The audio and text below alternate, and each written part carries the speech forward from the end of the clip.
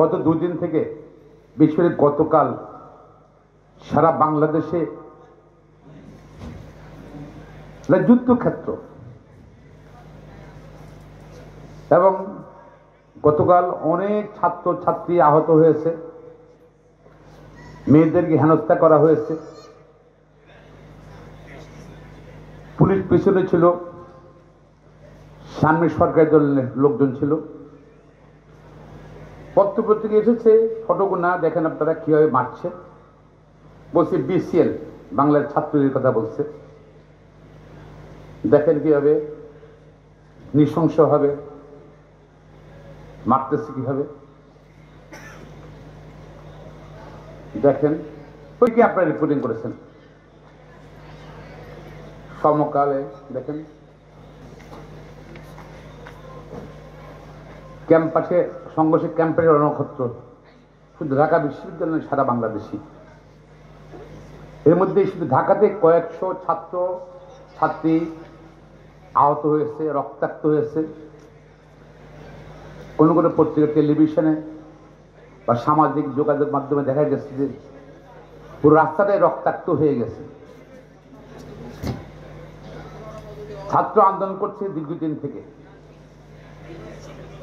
আন্দোলনে কিন্তু কোনো দুর্ঘটনা, কোনো সংঘর্ষ কিছু হয়নি।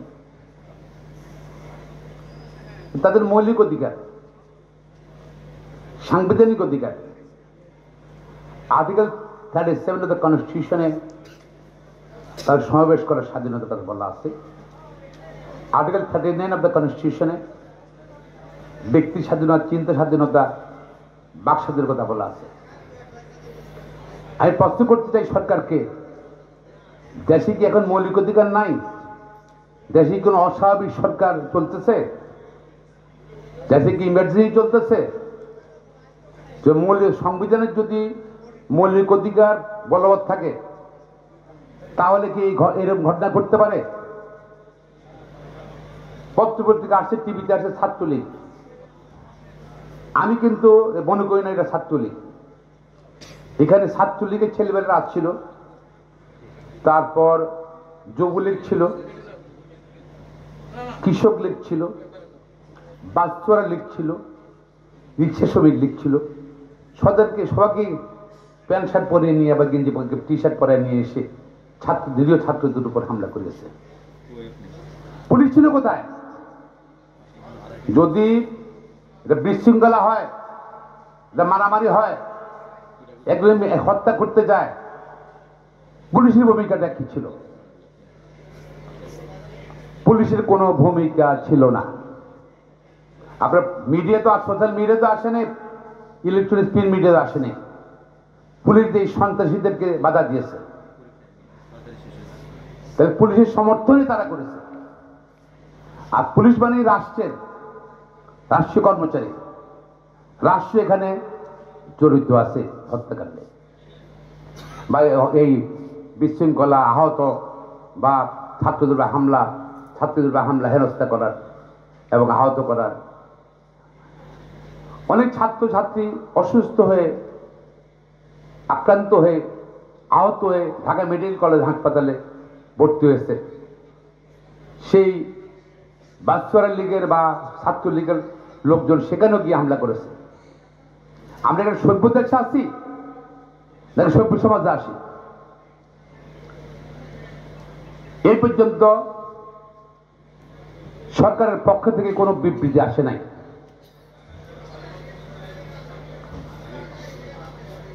আমেরিকা উন্নতির দাবি করেন আপনারা, কত পদক পান আপনারা বলেন? আমেরিকা, ইংল্যান্ড, এমন নেপাল হলেও কিন্তু, এবং ভারত হলেও কিন্তু এতক্ষণে প্রধানমন্ত্রী প্রতিক্রিয়া দিত। বাংলাদেশের প্রধানমন্ত্রী এখনো কোনো প্রতিক্রিয়া দেন নাই। জাতিকে স্তম্ভিত করছে, অবাক করছে। আমরা সারা দেশের আইনজীবীরা সুপ্রিম কোর্টের বার অ্যাসোসিয়েশনে প্র্যাকটিসরত আইনজীবীরা আমরা চুপ থাকতে পারি না। এটা আমাদের বিবেকের তালনায় আইনের শাসক চিন্তা করে। এই জন্য আজকে আপনার কাছে আপনি ডেকে সংবাদ সম্মেলন করছি। আমরা নিন্দা জানাচ্ছি এইসব এই ন্যাক্কার ঘটনার জন্য, এবং এটা চলতেছে এখনো। অনতিবিলম্বে সরকারকে বলবো, বন্ধ করুন, আপনাদের সোনার ছেলেদেরকে, অস্ত্রধারীদেরকে গ্রেপ্তার করুন, এবং সরকার দেশ পরিচালনায় ব্যর্থতার জন্য আমি মনে করি পদত্যাগ করা উচিত।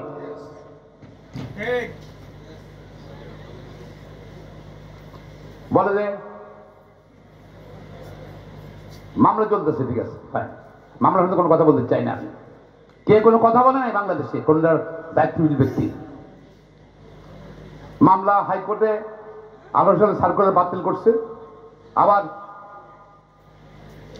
বলছে যে আন্দোলন চলছে, এর বলতেছে যে সরকার চাইলে এটা কোটা বাতিল করতে পারবে, কোটা বর্ধিত করতে পারবে, কোটা কমাতে পারবে, সবাই বলতেছে।